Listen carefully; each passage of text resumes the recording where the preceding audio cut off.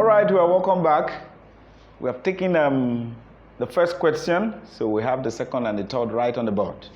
So we take the second one, and let's read through. That is 2017, number 12. It says, a machine of velocity ratio 6. Okay, that's the velocity ratio. Let's take our values. VR 6 requires an effort, which is E, of what? 400 newtons to raise a load. Load is your L, which is what? 800 newtons through 1 meters. Okay, that's the distance moved by the load. 1 meters. Let me take it as small L. The question is, what is the what?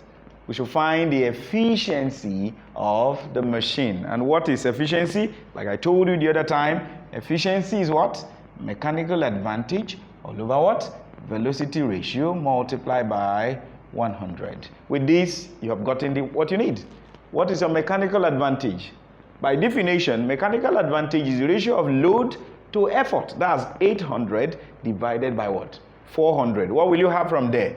That should give you 2. 800 divided by 400. So that means my efficiency, the mechanical advantage now becomes what? 2. What is your velocity ratio? Is given here as what? 6. Then multiplied by what? 100. By the time you point your calculator, you will have 33.3%. That's all. The question is, what is the use of the 1 meter? No need. Just given as a distraction. So that's why you must grip what? Have a grip of your what? Of your formulas. Efficiency, mechanical advantage over velocity ratio by 100. So once we have gotten all the information, we discard the rest. That's the what? The length. The distance moved by the load. All right, we take the last question here, which is 2005, number 30. Okay, we have 2005, number 30, and then we have a diagram here. This is the load. I told you the other time that when a force pulls a body just on the horizontal floor, your work done is force times distance. But in this case, it's moving it at a what? At an angle 60. All right, we now have it as what? Force multiplied by the what? The what? The cosine of the angle, then times the distance moved by the what? By that force. Let's look at the question together. Determine the work done by the force of what? 100 Newton. That means here can be tagged as what? 100 Newton. Inclined at an angle of what? 60 degrees to the what? To the object. To drag it horizontally at a distance of what? 8 meters. All right? Let's recall our formula for work done. We are looking for the work done. That's what? Force, not just force times distance, because it's pulling it at an angle. It will be what? Cos what? Theta multiplied by what? The distance. All we do is to plug in our values. What is our force? Let's trace it. That's what? 100. What is the angle? Suspended? 60. What is the distance moved? That is 8. You can see now, not just force times distance, because it's at an angle. So let's go 100 cos what? 60 multiplied by the distance moved is what? 8. Calculator will do the rest of the business. And then the final answer will be what? 400 joules. 400 joules. Work done is in joules. And that settles it for the 2 questions. And then we've come to the end of mechanical energy. Indirectly, we have covered what? Work energy. Just remaining the power part of it. Okay? And you know what power is all about? Power is work done by time. And then once you have the work done and you divide it by time, you have gotten your power. And the unit is what? Watt. You can have the higher version like the kilowatts, the megawatts, and so on and so forth. That ends the concept of mechanical energy. Okay? We move straight away to the next one. We tag this as electric field. Electric field. Okay, what comes to your mind once you hear this? Electric field. What is a field? That should be the first question. Okay? A field is an environment where influences can be what? Determined. We can have gravitational field, we can have electric field, we can have other forms of what? Of fields. But at this point in time, we are interested in electric field. And not just anywhere, in liquid. Okay? We're looking at that in what? In liquid. Automatically, we're looking at the concept of electrolysis. All right, let's take electric field. All right, since we are interested in the liquid aspect of it now, we are looking at electrolysis. Okay, what is electrolysis? That is the what? The chemical change in a liquid. All right, what is causing that? A flow of electricity through a liquid. Okay, we can have this diagram. Assuming we have this, and we have a solution in this system. This is what we call the electrode. Then what we have in here is what we call the electrolyte. Okay, the electrode, we have the positive and the negative. The positive is what? The anode. And that of the what? The cathode, which is the negative electrode. All right, if we connect this to electric source, what happens? We are sending electric signal into this system. And at the end of the day, there is going to be what? A study on what happened to the electrode and the electrolyte. That is what we are looking at. But our major aim is to consider the two laws of electrolysis, which is the Faraday's first law and then the second law, okay? Because we will transmit that to solving problems. So we are going to take Faraday's first law. That's laws of electrolysis. Okay, this law states that the mass of a substance liberated from this system is directly proportional to the quantity of electricity that is passed into the system. So that means we have mass directly proportional to what? The quantity of electricity represented by this Q. All right, so let's now take this away now, the sign of proportionality. Once we take it away, we have what we call the electrochemical equivalence. That is the Z. But before then, what is Q? Your Q is the quantity of charge, and it is what? The product of current and the time. So if we replace this with this now, we now have IT. That's M is ZIT. So if you say Z, that's not a problem. At least it will guide you to always know that your what? The quantity of mass liberated will be the product of the electrochemical equivalence by the current and the what? The time taken. Take note, your time should always be in seconds. Current is in ampere. All right? This is the electrochemical equivalence, sometimes shortened as this. Electrochemical equivalence for this letter Z. All right? It's always in gram per what? Per column. Gram per column or kilogram per column. What does that send to you? If your Z is what? It's in gram per column. What does that give to you? That tells you your mass must be in what? In grams. But if your what? The electrochemical equivalence is in kilogram per column. That tells you that your mass will definitely be in what? In kilograms. So if you have mass in grams and you are working in kilogram for the electrochemical equivalence, you're going to have the wrong answer. So it must what? Be in the same unit. Mass in kilogram, electrochemical equivalence kilogram per column. Mass in gram, that means the electrochemical equivalent will be in what? Grams per column. Take note of that. We are going to see a question that will take care of that. All right, our final information on the first Faraday's first law is M equal to ZIT. All right, now we can have an expansion to this equation that we have before us, because the question can relate the density of the liquid you are dealing with, the area, and then the thickness of the substance that is deposited in this cathode.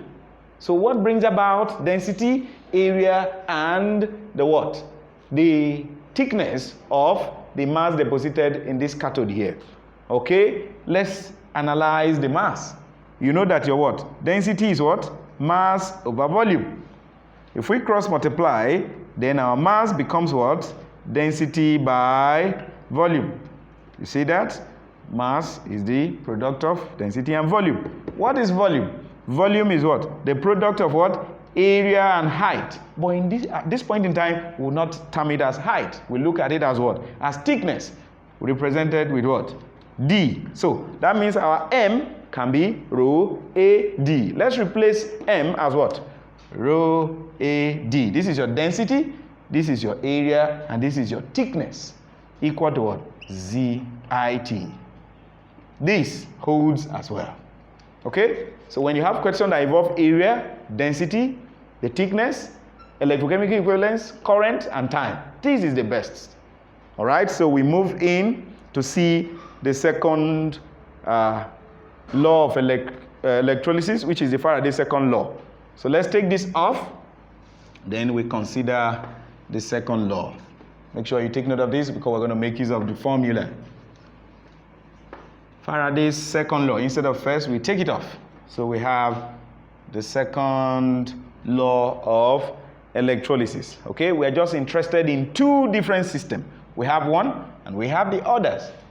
We're going to consider the mass of the what? Of the item or the substance liberated. And then we also consider the electrochemical equivalence of the two. What do I mean by that? We're going to consider this. Let's call this one A and this one as what? B.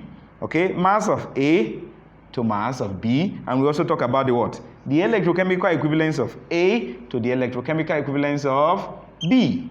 Okay, the ratio of the masses will be equal to the ratio of the electrochemical equivalence. That is the Faraday's second law of electrolysis. Okay, we have it as MA all over MB equal to ZA all over electrochemical equivalence of B. This is the what? The extraction from the what? Faraday's second law of electrolysis. So we can solve problem with this. Okay? If I decide not to use Z, I can use my what? ECE. What does that tell you? That's electrochemical equivalence of A. Then the next one, electrochemical equivalence of B. Still the same. All right. That settles the two laws of Faraday's on this concept of electrolysis. So we're going to solve problem and then make use of the two formulas. All right. So let's take the first question. That's question 1. All right. This goes like this. In an electrolysis experiment of cathode of mass 5 gram. Take note of the units, 5 gram. Okay. Let's continue with that. Is found to weigh 5.01 grams after a current of 5 ampere flows for 50 seconds. The question is, what is the electrochemical equivalence of the deposited substance? Okay, this is JAMB 1979. All right, so we have our question set here. This is question 1. It says in an electrolysis experiment of cathode of mass 5 grams is found to weigh 5.01 grams. So that tells you the mass deposited will be what? 5.01 minus what? 5 grams. That gives you the mass deposited. That's what we need. Okay, after a current of 5 ampere flows for 50 seconds. This is the time, this is the current. What is the electrochemical equivalence of the deposited substance? That tells you that we're looking for the Z. Okay, this question is 1979. That's number 30. All right? So if we're looking for mass deposited, we're solving already mass deposited. That will be what? 5.01 minus 5 grams. That gives me 0.01 grams. Okay? Given is your what? Your current I is 5 ampere. Your time taken is what? 50 seconds. All right. You say, what is the what? Electrochemical equivalence, which is our Z. Okay, from the expression we had before now, we said what? M, the mass deposited, is equal to the electrochemical equivalent times time multiplied by the what? The time taken. So this is what we are looking for, which is our what? Electrochemical equivalence. Let's make it the subject of formula. That means our electrochemical equivalence is m over what? IT. So that's all. All we do is to plug in. What is our mass? Let's go. 0.01. What is the time taken? 50 seconds, which is 50.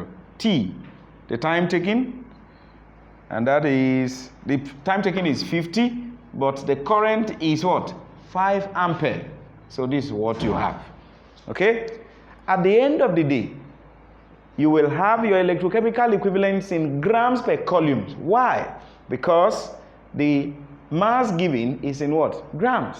But assuming your options are in kilograms, what do? You convert this first to kilograms, so that my final answer will be in kilograms per coulombs. So if you punch this in your calculator, you will arrive at 4 times 10 raised to the power of 5. Now it's grams per coulombs because the mass is in grams. But if your option is in kilograms, like I said before, you convert these to kilograms. All right, so let's take the next question. That's question 2. I'm sure this is clear enough. We've gotten the mass deposited simply by subtracting this, taking this from here, and we have 0.01. Then plug it into the equation, and that settles it. Question 2.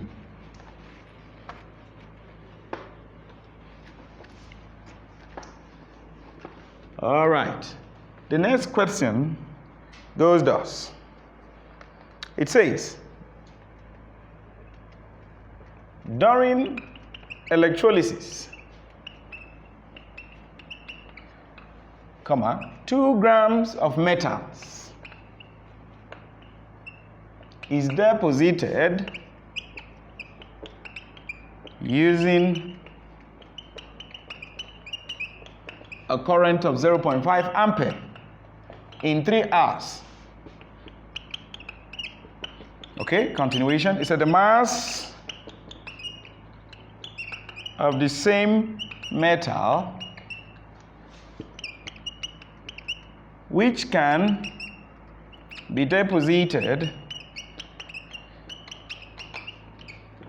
using a current of 1.5 ampere in 1 hour is what? So this question is 2006, number 49. Okay, let's look at it again. During electrolysis, 2 grams of metal is deposited using what? A current of 0.5 ampere in 3 hours. Now, we are looking for the same mass, which mass will be equivalent to these values given here, 0.5 ampere in 3 hours. Okay, what do? You find the what? The quantity of electricity supplied in that first instance, and then compare it to the second to see what happens. So this is for the first case, and we also treat the second case. Don't forget your Q is what? IT. All right, what is I? For the first one, 0.5. Okay, then what is your what? Your time. Your time is supposed to be in seconds and not in hours, so we convert to seconds. How do we do that? From hour to minutes, minutes to what? Seconds. 60 minutes, 60 minutes make 1 hour, 60 seconds make 1 minute. So you multiply this by what? 60, and by what? 60. The next one, we also have it as what? IT. Let's see what we'll have. This time around, the current given is 1.5. But the time taken is now what? 1 hour. And then we'll convert as well. That's 1. Okay, this first one, 3 hours. That's multiplied by what? 3. Okay, this converts the 3 hours to seconds. For the next one, 1 times what? 60 by 60. Okay, guess what? Just punch that in your calculator. You have what? 5,400 coulomb. And this one as well will be what? 5,400 coulomb. What signal does this send to you? From the 2 calculations, we have the same values. That tells you that the second situation as well deposited what? 2 grams. If not, we will not have this. Okay? The fact that we have the same value tells you that this one deposited 2 grams. Look at the question. It says what? The mass of the same metal which can be deposited using a current of 1.5 ampere in 1 hour is what? and our calculation shows that we have the same values. That tells you that the answer to this work, the mass will be equal to what? 2 grams. All right? You don't need to use, you only need to compare the two and see what happens, whether you have the same value. Assuming this value is twice this, then we know that the mass deposited will be what? 4. Okay? So if this one of the value is greater than the other, we find the ratio, then we know what to do with the two. But for now, we have the same value. We take the last question for this topic today. Let me take this off. This will be the last question on this concept of electrolysis. And then the question goes thus. It says, 118.8 cm square. I take the question. 118.8 cm square surface. That tells you that's the area of the copper cathode of a voltammeter is to be coated with 10 raised to the power of minus 3 meters thick copper cathode of a of a copper of density, let me take it this way, of density 9 by 10 to the power 3 kilogram per meter cube. The question is, how long will it be processed, or the process, how long will be processed, with the process rather, run with 10 ampere constant current. Interesting. This question is 2007, number 41. 2007, number 41. This is the area, it's given already. Let's take our values. Okay, we have area as what? 118.8 centimeters square. Now let's go through. To be coated with what? 10 raised to the power of what? Minus 3. What is that? That is the thickness. The thickness is D. Don't forget, we said what? Rho AD equal to what? ZIT. You remember the instruction? The D is our thickness, area, density. Electrochemical equivalence, current, and time. We have been given the thickness now, and it's what? 10 raised to the power of minus 3 meters. Okay, we are given the density, which is what? 9 times 10 raised to the power of 3 kilogram per meter cube. Then the electrochemical equivalence is 3.3 times 10 raised to the power of minus 7, as given from here, kilogram per coulomb. Okay, this is what we have. What do we need? We need the what? The time. The question says, how long? That's the time taken. So let's take this here now. Rho AD equal to ZIT. We need the time. Making the time the subject of formula, we have rho AD all over ZI. Plug in the information you have already here, and the time jumps out. So let's look at it. What's the density? That's 9 times 10 raised to the power of 3. What is our area? It's here. The problem is the area is in centimeter square instead of what? Meter square. And what do you do to that? All you do is to multiply it by what? 10 raised to the power of what? Minus 4 to convert centimeter square to where? To meter square. 100 centimeter equal to 1 meter. So I multiply my value here, which is 118.8 times 10 raised to the power of minus 4. Okay? Multiply by the what? The thickness. 10 to minus 3. 10 to power minus 3. Then all over. What is my electrochemical equivalence? Is right here. 3.3 times 10 raised to the power of minus 7. Multiply by what's the current? Let's trace that. Okay, let's go. We have it right. Let's look through the question. 10 ampere. Okay, how long will the process run? With 10 ampere. That's the current. We have it as 10 here. Okay, with the help of your calculator, you can punch this in, and then your time will be 324 seconds. 324 seconds. If you check the options, they are all given in minutes. What do? Simply divide this by 60. And then you have your answer in what? In minutes. If you divide this by 60, you are going to have 5.4 minutes. Check out the question, and you will see that the answer is what? 5.4 minutes. Be mindful of your formulas and then the units. Very, very necessary. 100 centimeters equal to 1 meters. Okay? And if you are given in millimeters, you know what to do. So on and so forth. So we have other questions to handle, but we'll be stopping here for now. Let's take this one as the last question. Any question taken will always revolve around the formulas that I've given to you. So you can solve as many as possible. Just look through your question. So be mindful of your electrochemical equivalence, like I said before.